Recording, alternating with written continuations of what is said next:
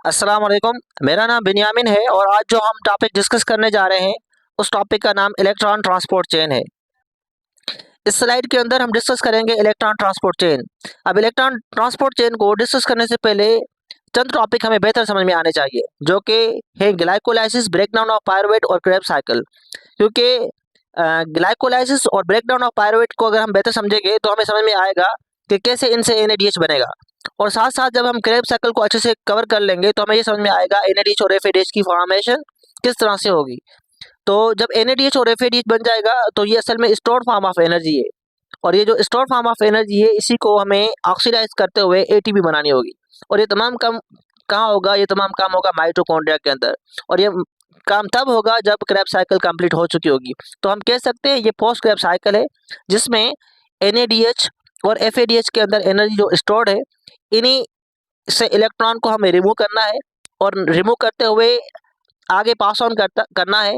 और NADH और FADH से जब इलेक्ट्रॉन रिमूव होंगे तो इनकी होगी ऑक्सीडेशन, और ये इलेक्ट्रॉन एक चेन में मूव करते हुए आगे जाएंगे, जो कि ATP बनाने का काम करेंगे इनडायरेक्ट मैनर से, और इसी का नाम इलेक्ट्रॉन ट्रांसपोर्ट चेन है। हम आगे चलकर देखेंगे कि इलेक्ट्रॉन ट्रांसफर कैसे हो रहे हैं और कैसे ये इलेक्ट्रॉन NADH और FADH से पास होकर नेक्स्ट मॉलिक्यूल की ऑक्सीडेशन और रिडक्शन करवाते हुए फाइनली कैसे वो ऑक्सीजन के पास जाएंगे, और कैसे ऑक्सीजन इनको इलेक्ट्रॉन को एक्सेप्ट करेगा, और कैसे हाइड्रोजन के साथ कंबाइन करके वाटर बनाएगा। ये तमाम तरह का कहानी हमें आगे बेहतर समझ में आने वाली है। इस स्लाइड के अंदर हम डिस्कस करेंगे component of electron transport chain. अब याद रहे इलेक्ट्रॉन ट्रांसपोर्ट चेन हम पढ़ रहे हैं जो कि माइटोकॉन्ड्रिया के अंदर होती है, और हमें ये पता है कि mitochondria is a double membrane organelle. एक इसकी आउटर मेम्ब्रेन होगी, दूसरी इसकी इनर मेम्ब्रेन होगी, और इनर मेम्ब्रेन जहाँ पर फोल्डिंग रीजन होता है उसका नाम क्रिस्टी होता है। उस क्रिस्टी के अंदर लगे होते हैं ये component of electron transport chain. अब यहाँ पर चार अहम कंपोनेंट दिखाए गए हैं जो कि क्रिस्टी में लगे हुए हैं। एक का नाम कॉम्प्लेक्स 1 है, दूसरे का नाम कॉम्प्लेक्स 2 है, तीसरे का नाम कॉम्प्लेक्स 3, जबकि चौथे का नाम कॉम्प्लेक्स 4 है। इनके फुल नेम क्या है जरा देख लेते हैं। कॉम्प्लेक्स 1 को हम नाम देते हैं NADH डिहाइड्रोजनेस का, जो कि ये है। जबकि अगर कॉम्प्लेक्स 2 की बात करें हम, तो कॉम्प्लेक्स 2 का नाम है FADH डिहाइड्रोजनेस, जो कि हमें यहाँ ये नजर आ रहा है। थर्ड कंपोनेंट की पहले बात करते हैं जो कि कॉम्प्लेक्स है। यहाँ पर ये हमें थर्ड कंपोनेंट नजर आ रहा है और इसका नाम है साइटोक्रोम रिडक्टेस कॉम्प्लेक्स 3। और अगर हम फोर्थ कंपोनेंट की बात करें तो यहाँ पर फोर्थ कंपोनेंट नजर आ रहा है और इसका नाम है साइटोक्रोम ऑक्सीडेज कॉम्प्लेक्स में नजर आ रहा है। कॉम्प्लेक्स 1, कॉम्प्लेक्स 2, कॉम्प्लेक्स 3 और कॉम्प्लेक्स 4 ये मेम्ब्रेन बाउंड स्ट्रक्चर है जो कि फिक्स्ड है। इसके साथ साथ अगर हम दो और मॉलिक्यूल का जिक्र करें जो कि इलेक्ट्रॉन कैरियर मॉलिक्यूल है, उनमें से एक का नाम कोएंजाइम Q जबकि दूसरे का नाम साइटोक्रोम C होगा। अब यहाँ पर नजर आ रहा है हमें कोएंजाइम Q और यहाँ पर नजर आ रहा है साइटोक्रोम C होगा। अब जरा इनका काम समझेंगे कि इनका काम क्या है। इस स्लाइड के अंदर हम डिस्कस करेंगे पैसेज ऑफ इलेक्ट्रॉन फ्लो। पहले हम NADH को समझेंगे, उसके बाद हम FADH को समझने की कोशिश करेंगे। अब याद रहे कि NADH और FADH ऐसे मॉलिक्यूल है जिनके अंदर एनर्जी स्टोर्ड है in the form of electron. तो अब जब NADH और FADH को यूटिलाइज करें, अगर इनकी ऑक्सीडेशन करें तो इनसे इलेक्ट्रॉन रिमूव होंगे, और जो इलेक्ट्रॉन रिमूव होंगे उनको हमें फ्लो करवाना होगा, और उनकी एनर्जी को यूटिलाइज करते हुए हमें आगे चलकर इनडायरेक्ट वे से ATP बनानी होगी। तो पहले हम कंप्लीटली NADH को समझने की कोशिश करते हैं, उसके बाद हम FADH का जिक्र करेंगे।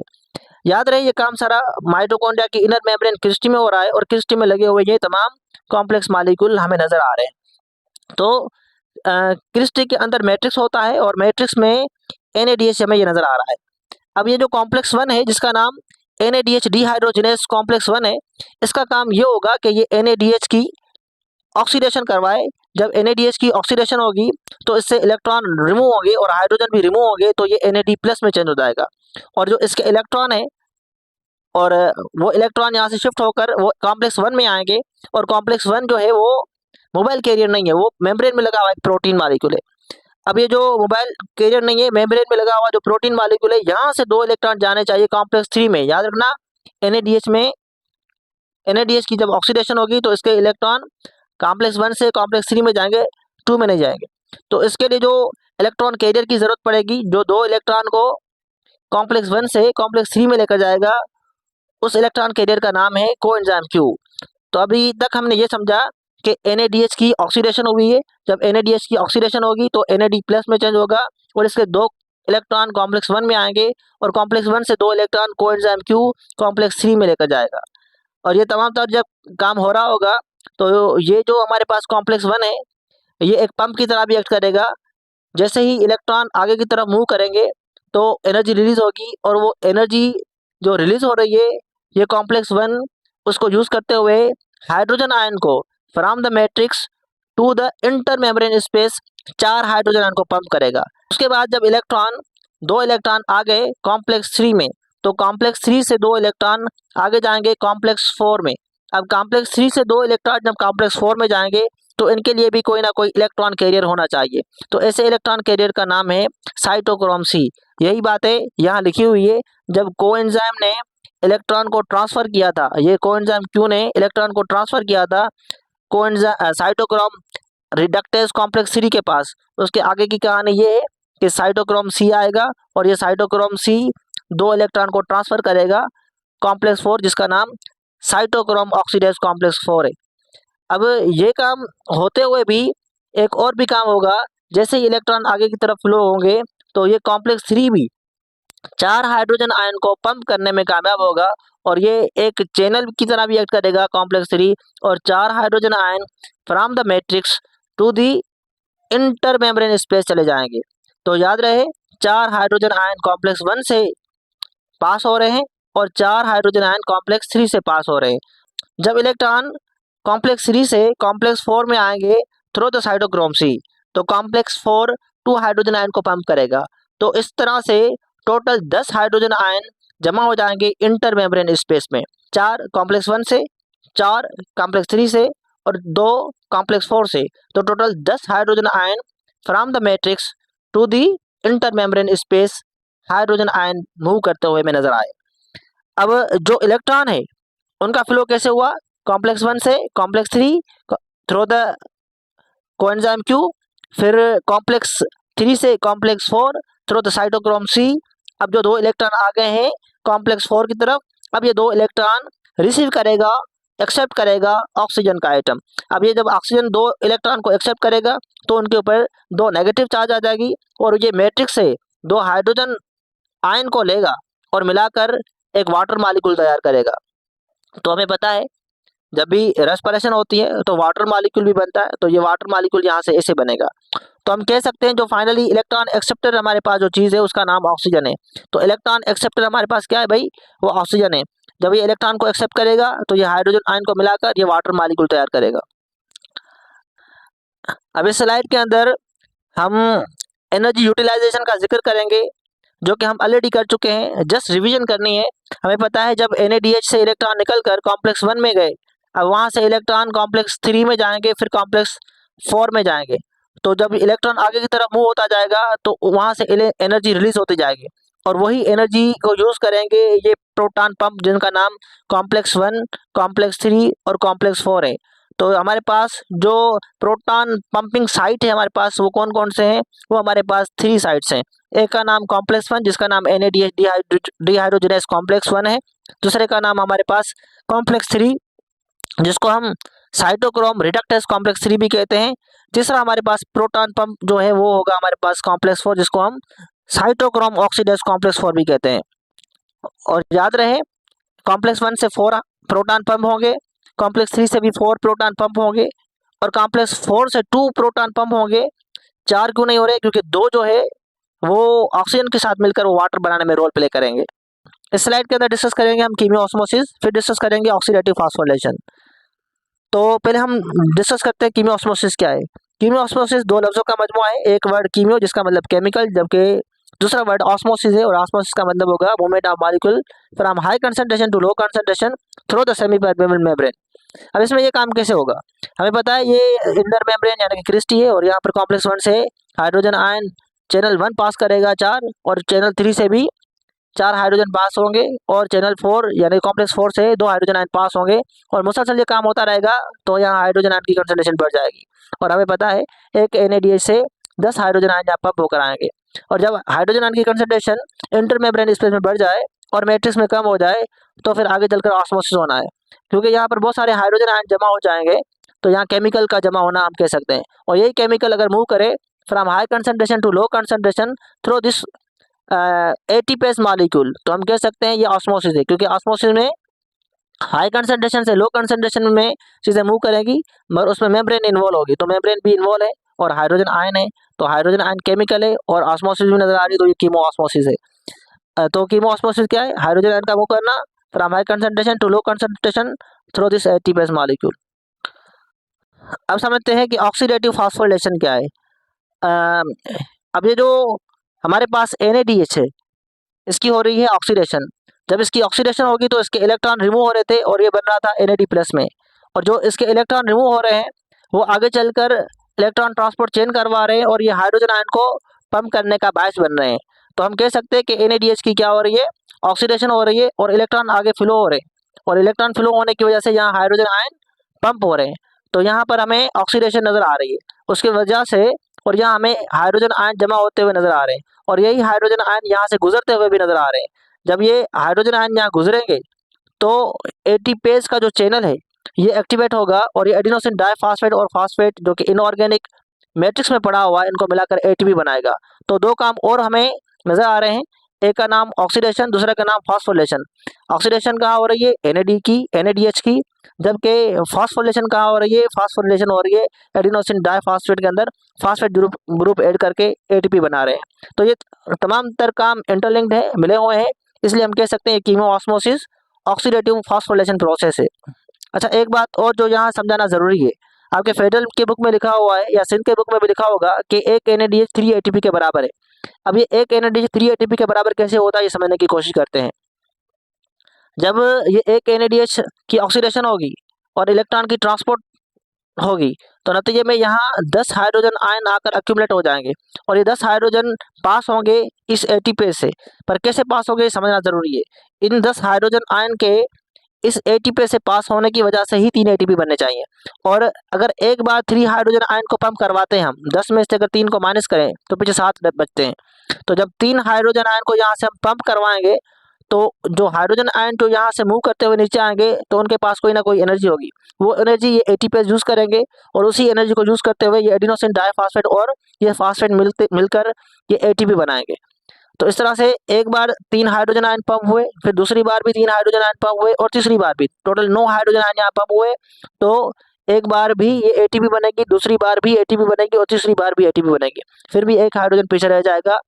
इस लिहाज से एक NADH जो है वो 3 ATP बनाता है, मगर आगे चलकर आपको पढ़ाया जाएगा कि एक NADH 3 नहीं बल्कि 2.5 ATP बनाने में रोल प्ले करेगा, क्योंकि वहाँ पर ये समझाया जाएगा आपको कि यहाँ से 3 नहीं बल्कि 4 हाइड्रोजन आयन को मूव करवाया जाएगा। अगर 10 है तो यहाँ पर एक बार 4 और दूसरी बार 4, टोटल 8 हाइड्रोजन आयन पंप करेंगे तो 2 ATP बनेंगे, बाकी 2 रह जाएंगे।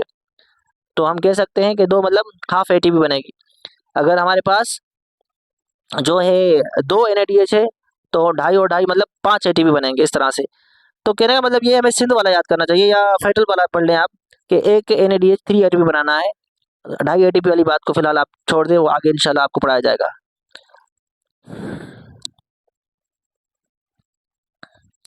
अब इस स्लाइड के अंदर वही बातें लिखी हुई है जो हम ऑलरेडी डिस्कस कर चुके हैं कि ATP की प्रोडक्शन कैसे होगी।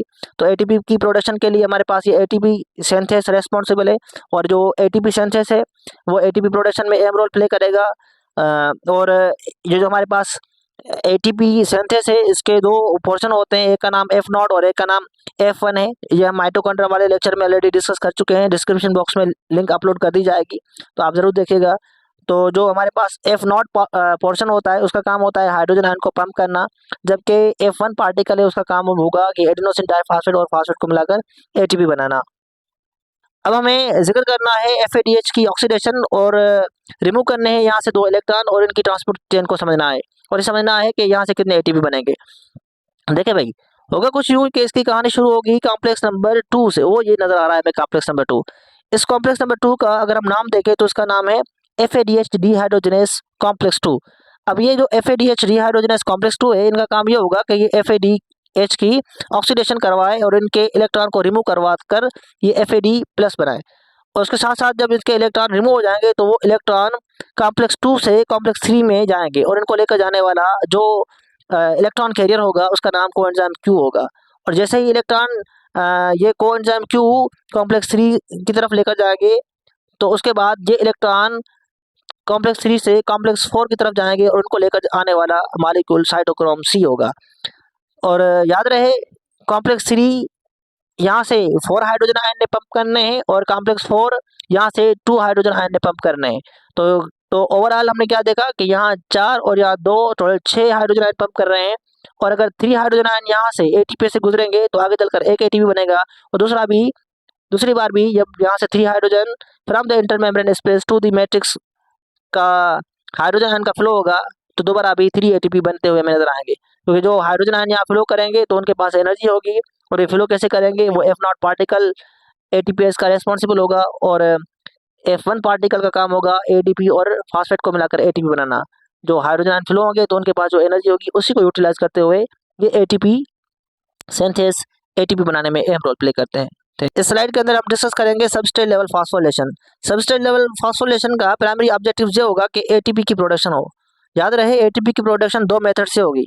एक का नाम कीमियो ऑस्मोसिस है जो अभी हमने इलेक्ट्रॉन ट्रांसपोर्ट चेन में डिस्कस की, जबकि दूसरा तरीका सबस्ट्रेट लेवल फास्फोरिलेशन है जो कि हमने ग्लाइकोलाइसिस में और क्रेब्स साइकिल में पहले ही डिस्कस कर चुके हैं, मगर ये टॉपिक अलग से लिखा हुआ है तो थोड़ा सा दोबारा रिकैप करते हैं। यह काम कैसे होगा ये देखते हैं। ये हमारे पास एक एंजाइम है और इस एंजाइम का काम ये होगा कि ये सबस्ट्रेट लेवल फास्फोरिलेशन करवाए। ये एक सबस्ट्रेट है जिसमें फास्फेट जुड़ा हुआ है। इस एंजाइम का काम ये होगा कि ये सबस्ट्रेट से फास्फेट को रिमूव करवा के ये एडिनोसिन डाइफॉस्फेट को दे दे, तो नतीजे में एटीपी बनता हुआ नजर आएगा। और एटीपी जो बनी इसके लिए जो फास्फेट ग्रुप आया वो इस सबस्ट्रेट से आया, इसलिए हम कह सकते हैं कि एडिशन ऑफ फास्फेट ग्रुप को हम फास्फोरिलेशन करेंगे और ये सबस्ट्रेट लेवल पर हो रही है तो इसलिए इसका नाम सबस्ट्रेट लेवल फास्फोरिलेशन है। इस स्लाइड के अंदर हम समझेंगे सबस्ट्रेट लेवल फास्फोरिलेशन कैसे होगी। तो पहले समझते हैं व्हाट इज फास्फोरिलेशन। फास्फोरिलेशन कहते हैं कि addition of inorganic phosphate to organic molecule. जैसे कि हमारे पास ये इनऑर्गेनिक फास्फेट है और ये ऑर्गेनिक मॉलिक्यूल है, इसके साथ अगर हमें फास्फेट ऐड करवाएंगे तो एटीपी बनेगी और फास्फोरिलेशन होगी। सबस्ट्रेट लेवल फास्फोरिलेशन का क्या मतलब होगा कि जो ये इनऑर्गेनिक फास्फेट है ये एक सबस्ट्रेट के साथ मिला होगा, ये सबस्ट्रेट ट्रांसफर करेगा अपना फास्फेट ग्रुप एटीपी की तरफ और नतीजे में एटीपी बनेगी और ये काम करने के लिए एंजाइम इन्वॉल्व होंगे। तो यही बातें यहाँ लिखी हुई है कि एंजाइम ट्रांसफर करेगा फास्फेट ग्रुप जो कि लगा हुआ किसमें, ये ऑर्गेनिक मॉलिक्यूल में लगा हुआ है। तो नतीजे में ये फास्फेट ग्रुप जब ये ऑर्गेनिक मॉलिक्यूल से रिमूव होगा और एटीपी के साथ मिलेगा तो बनेगी एटीपी। और स्मॉल अमाउंट में जो एटीपी बनती है वो सबस्ट्रेट लेवल फास्फोरिलेशन के जरिए बनती है। बहुत ज़्यादा एटीपी जो बनेगी वो इलेक्ट्रॉन ट्रांसपोर्ट चेन के जरिए बनेगी और उसको हम नाम देते हैं कीमियो ऑस्मोसिस का। थोड़ा सा रिकॉल करते हैं कि सबस्ट्रेट लेवल फास्फोरिलेशन कहाँ कहाँ हुई थी और कहाँ कहाँ हमने ये पढ़ा था। तो पहले चीज़ हमने डिस्कस की थी ये सबस्ट्रेट लेवल फास्फोरिलेशन ग्लाइकोलाइसिस में। तो ये ग्लाइकोलाइसिस में एक स्टेप था जब 1,3 बिस फास्फोग्लाइसरेट थे, 3 फास्फोग्लाइसरेट बन रहा था, एक यहाँ पर फास्फोरिलेशन हो रही थी। याद रहे 1,3 बिस फास्फोग्लाइसरेट हमें यहाँ नजर आएगा ये वाला। तो 1,3 बिस फास्फोग्लाइसरेट से बना था 3 फास्फोग्लाइसरेट और यहाँ पर हमें फास्फोरिलेशन होते हुए नजर आ रही थी। यहाँ से कार्बन नंबर 1 से फास्फेट रिमूव हो रहा था और ये एटीपी के साथ मिलकर एटीपी बना रहा था। तो दूसरी जो सबस्ट्रेट लेवल फास्फोरिलेशन हुई थी वो हुई थी फास्फोइनोल पायरुवेट से पायरुवेट बनते वक्त। तो यहाँ पर देखो ये फास्फोइनोल पायरुवेट है, तो फास्फोइनोल पायरुवेट से जब पायरुवेट बना तो यहाँ से फास्फोइनोल पायरुवेट का जो फास्फेट ग्रुप है वो रिमूव हुआ और ये एटीपी के साथ ऐड होकर ये एटीपी बनाएंगे। तो यहाँ 2 जगह ऐसी है जहाँ पर सबस्ट्रेट लेवल फास्फोरिलेशन हो रही है ग्लाइकोलाइसिस के अंदर। इसके अलावा सबस्ट्रेट लेवल फास्फोरिलेशन हमें नजर आई थी क्रेब्स साइकिल के अंदर। तो क्रेब्स साइकिल के अंदर एक स्टेप था जिसमें सक्सिनाइल कोए से सक्सिनेट बनना था, वहाँ पर हमें नजर आया था कि वहाँ पर भी एटीपी बन रही थी। देखिए यहाँ पर सक्सिनाइल कोए है और यहाँ से बना सक्सिनेट। सबसे पहले तो सक्सिनाइल कोए का जो कोए है वो रिमूव हो रहा था यहाँ से और उसकी जगह पर फास्फेट आकर बाइंड हो रहा था और जो जैसे ही यहाँ पर फास्फेट आकर बाइंड हो रहा था वो फास्फेट फिर यहाँ से डिटैच होकर जीडीपी के साथ बाइंड हो रहा था, फिर जीटीपी बन रही थी और जीटीपी अपना फास्फेट ग्रुप एटीपी को देकर एटीपी बनाने में अहम रोल प्ले कर रहा था। और यहाँ लिखा हुआ है कि क्रेब्स साइकिल के अंदर जब सक्सिनाइल कोए से सक्सिनेट बनेगा तो उसके साथ साथ 2 एटीपी बनेगी, क्योंकि अगर एक पायरुवेट है तो एक एसिटाइल कोए बनेगा और एक क्रेब्स साइकिल होगी, क्योंकि एक ग्लूकोज से 2 पायरुवेट बनने हैं और 2 पायरुवेट से 2 एसिटाइल कोए बनने हैं और क्रेब्स साइकिल भी 2 बार रन होनी है तो 2 एटीपी बनेंगे। इस स्लाइड में हम डिस्कस करेंगे कि ओवरऑल हमारे पास कितनी एटीपी बनी सेल के अंदर। तो टोटल हमारे पास नेट 36 एटीपी बनती है। 4 तो हमें पता है सबस्ट्रेट लेवल फास्फोरिलेशन में बनेगी, बाकी जो 32 है वो बनेगी कीमियो ऑस्मोसिस के जरिए, इलेक्ट्रॉन ट्रांसपोर्ट चेन के जरिए। इस स्लाइड के अंदर हम सेलुलर रेस्पिरेशन का ओवरव्यू देखेंगे। ये स्लाइड बहुत ज़्यादा अहम है, इसको गौर से देखिएगा। होता कुछ यूँ है कि कहानी शुरू होती है ग्लाइकोलाइसिस से। ग्लूकोज में 6 कार्बन है और ये ग्लूकोज का जो टूटना है 2 पायरुवेट में, इसी अमल का नाम ग्लाइकोलाइसिस है और ये काम साइटोप्लाज्म के अंदर होगा। नेट 2 एटीपी बनेगी और 2 एनएडीएच बनेगी। तो 2 एटीपी बन रही है, 2 एनएडीएच बनना है, ये याद करना ज़रूरी है। और जो पायरुवेट है इससे आगे चलकर बनना है एसिटाइल कोए, और जब पायरुवेट से एसिटाइल कोए बनेगा तो पायरुवेट की डीकार्बोक्सिलेशन होगी और यहाँ से 2 कार्बन डाइऑक्साइड रिमूव होंगे, क्योंकि हर एक पायरुवेट से एक कार्बन डाइऑक्साइड रिमूव होगा। तो 2 पायरुवेट है तो 2 कार्बन डाइऑक्साइड रिमूव होंगे। और हर पायरुवेट से जब एक एसिटाइल कोए बनेगा तो एक एनएडीएच बनेगा, 2 पायरुवेट से 2 एसिटाइल कोए बनेंगे तो 2 एनएडीएच बनेंगे और ये काम होगा माइटोकॉन्ड्रिया के अंदर। अब पायरुवेट से एसिटाइल कोए बन गया तो एसिटाइल कोए आगे चलकर क्रेब्स साइकिल स्टार्ट करवाएगा और क्रेब्स साइकिल की जो प्रोडक्ट बनेगी वो हो गए 2 एटीपी और 6 एनएडीएच और 2 एफएडीएच। और साथ में 4 कार्बन डाइऑक्साइड भी हमें रिमूव होते हुए नजर आएंगे। याद रहे ग्लूकोज में 6 कार्बन थे, 2 यहाँ रिमूव हुए, 2 यहाँ रिमूव हुए। 2 तब रिमूव हुए जब पायरुवेट से एसिटाइल कोए बना और 4 तब रिमूव हुए जबकि क्रेब्स साइकिल स्टार्ट हुई। और जब तक क्रेब्स साइकिल खत्म होगी तो 4 कार्बन डाइऑक्साइड रिमूव हो चुके होंगे। तो टोटल 6 कार्बन ग्लूकोज के है तो 6 ही कार्बन डाइऑक्साइड रिमूव हो रहे हैं। अब आगे की कहानी जरा समझें। ये हमारे पास एनएडीएच जो बना हुआ है और ये जो एफएडीएच बना हुआ है, इनके अंदर एनर्जी स्टोर्ड है। इन्हीं को इस्तेमाल करते हुए हमें एटीपी बनानी है। और याद रहे एक एनएडीएच जो है वो 3 एटीपी के बराबर है, ये हम डिस्कस कर चुके हैं। तो पहले हम उन एनएडीएच की बात करते हैं जो माइटोकॉन्ड्रिया के अंदर है। तो माइटोकॉन्ड्रिया के अंदर ये 2 और ये 6 हैं। तो 6 और 2 मिलाकर टोटल होते हैं 8 एनएडीएच। तो ये 8 एनएडीएच जब इलेक्ट्रॉन ट्रांसपोर्ट चेन से गुजरेंगे तो ये हमें एटीपी देंगे 24। तो यहाँ से हमें 24 एटीपी बनते हुए नजर आएगी। और एक एफएडीएच आगे चलकर हमें 2 एटीपी देगा। अगर हमारे पास 2 एफएडीएच है तो वो आगे चलकर हमें 2 एफएडीएच है तो आगे चलकर हमें 4 एटीपी देंगे। तो 24 और अगर 4 की बात करें तो ये होते हैं हमारे पास 28। तो यहाँ पर लिखा हुआ है कि टोटल एटीपी बनेंगे 36। ये कैसे बनेंगे अभी समझते हैं। याद रखना ये जो काम हो रहा है ये काम हो रहा है माइटोकॉन्ड्रिया के अंदर। और ये 2 एनएडीएच जो बनी थी ये बनी थी ग्लाइकोलाइसिस के दौरान और ये पड़ी हुई है साइटोप्लाज्म के अंदर। अब साइटोप्लाज्म के अंदर जो 2 एनएडीएच है इनको हमें मैट्रिक्स के अंदर लाना है, मगर ये साइज में बड़े हैं तो ये माइटोकॉन्ड्रिया के मैट्रिक्स के अंदर नहीं जा सकते। तो होगा यूँ कि जो इनके 2 इलेक्ट्रॉन हैं एनएडीएच के वो मूव होंगे और वहाँ से बनेगा आगे चलकर एफएडीएच। तो 2 एनएडीएच से भी 2 एफएडीएच बनेंगे और वो 2 एफएडीएच जो है आगे चलकर वहाँ से भी एटीपी बनेंगे। तो एक एफएडीएच से जो है वो 2 एटीपी बनेंगे, तो 2 एफएडीएच बन रहे हैं हमारे पास, तो 4 हमारे पास क्या बनेंगे एटीपी बनेंगे। तो 28 और 4 को अगर हम ऐड करें तो हमारे पास 32 एटीपी बनेंगे। तो कहने का मतलब ये जो एनएडीएच मैट्रिक्स के अंदर पड़े हुए हैं वो तो 3 एटीपी दे रहे हैं, मगर जो एफएडीएच मैट्रिक्स में पड़ा है वो 2 एटीपी दे रहा है। और जो एनएडीएच साइटोप्लाज्म के अंदर पड़ा हुआ है जब उनके इलेक्ट्रॉन अंदर आएंगे मैट्रिक्स में और उसको रिसीव करेगा एफएडी प्लस और वो एफएडीएच में चेंज होगा, तो इसकी वजह से यहाँ एक एनएडीएच से 3 एटीपी बनने के बजाय वो आगे चलकर एफएडीएच में तब्दील हो रहा है, तो वो आगे चलकर 2 एटीपी देगा। इस वजह से जो साइटोप्लाज्म के अंदर एनएडीएच है वो आगे चलकर एफएडीएच में कन्वर्ट होना है और उनसे 4 एटीपी बन रही है, 6 एटीपी नहीं बन रही। तो नेट हमारे पास 36 एटीपी बनते हुए हमें नजर आएंगे।